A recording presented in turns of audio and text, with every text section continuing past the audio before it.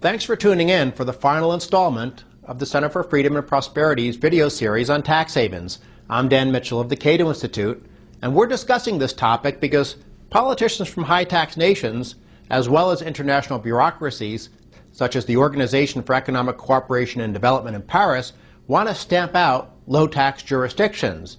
In Part 1, we talked about the big economic benefits generated by low-tax jurisdictions. In Part 2, we discussed the valuable moral benefits of tax havens. Today, we're going to puncture some anti-tax haven myths. Myth number 1 is that tax havens result in $100 billion of unpaid taxes. Some politicians in Washington want to dramatically increase the power of the Internal Revenue Service, claiming that this is the only way to collect $100 billion that supposedly is hiding in low-tax jurisdictions. This is a phony number. Now, a few American taxpayers doubtlessly have some money hidden offshore, but the IRS, which has a big incentive to bash tax havens, estimates that the overwhelming share of the so-called tax gap is the result of what happens in the United States. Part of that $100 billion make-believe number apparently comes from a former John Kerry staffer who concocted an estimate of $70 billion in unpaid individual income tax. But when the Congressional Research Service asked for the methodology used to generate the number, the former Kerry staffer confessed that he basically made it up. According to the CRS memo, he was not able to send us a written discussion of his estimating procedure, and he indicated that the estimate was an uncertain one. That's the understatement of the century. Myth number 2 is that cracking down on tax havens is the best way to improve compliance. Politicians from high-tax nations and bureaucrats at the OECD claim that offshore jurisdictions deprive politicians of much-needed tax revenue. This assertion is rather strange, since, as the chart illustrates, tax receipts are at record levels in OECD nations. But let's directly address the issue of how best to improve tax compliance. Academic research strongly indicates that the biggest factor in tax compliance is tax rates. When tax rates are excessive, people are less likely to obey the law, and if they can't protect their income using tax havens, they'll utilize the domestic underground economy, or they'll be less productive and earn less income. The world's leading expert on the issue, Friedrich Schneider, at the Johannes Kepler University in Austria, explains that income taxes and payroll taxes are the main causes for the existence of the shadow economy. The bigger the difference between the total cost of labor in the official economy and the after-tax earnings from work, the greater the incentive to avoid this difference and to work in the shadow economy. If politicians really want to improve tax compliance, they should lower tax rates. In Part 2 of our Laffer Curve series, we showed real-world evidence of how lower tax rates encourage people to earn and report more income to the tax authorities. Myth number 3 is that tax havens lead to higher taxes for ordinary people.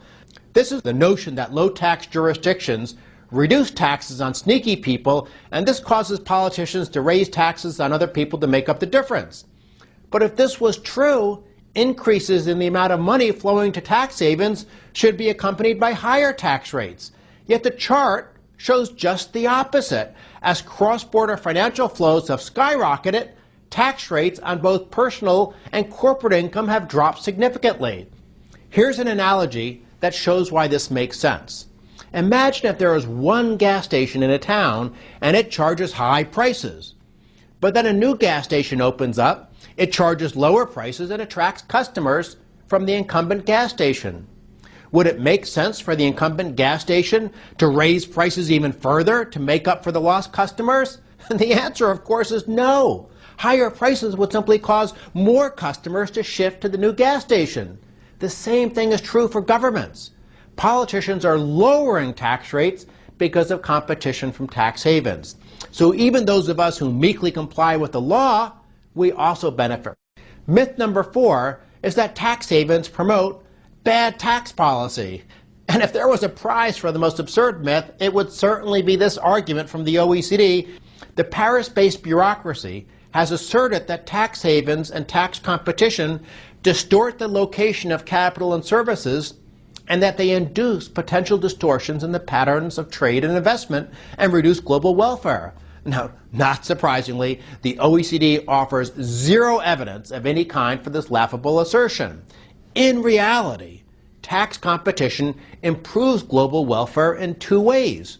First, the shift of economic activity to low-tax countries keeps resources in the productive sector of the economy rather than under the control of politicians. And this means that those resources are allocated on the basis of market forces instead of special interest deal-making. Second, and perhaps more important, tax havens and tax competition lead to lower tax rates, and this unambiguously boosts economic performance according to almost all research. It's also worth noting that the OECD Anti-Tax Competition Initiative is fundamentally inconsistent with tax reform. The OECD seeks to help governments double tax income that is saved and invested, and also to help them enforce this bad tax law on an extraterritorial basis. Yet both the flat tax and the national sales tax are based on the principle of taxing economic activity only one time, and also the principle of only taxing activity inside national borders, what's known as the common sense principle of territorial taxation.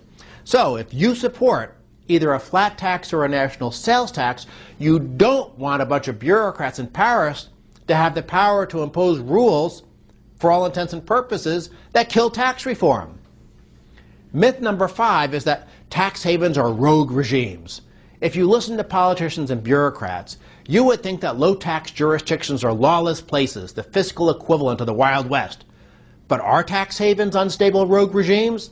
A bit of common sense exposes the silliness of this assertion. If you had a lot of money, would you invest it someplace that was poorly governed? Of course, the answer is no. And in part 1 of this series, we mentioned academic research showing that low-tax jurisdictions are among the best governed and most honest places on the planet. But let's not rely on academic research. Let's go straight to the World Bank's governance indicators. Now, nobody's ever accused the World Bank of being a hotbed of free market thinking.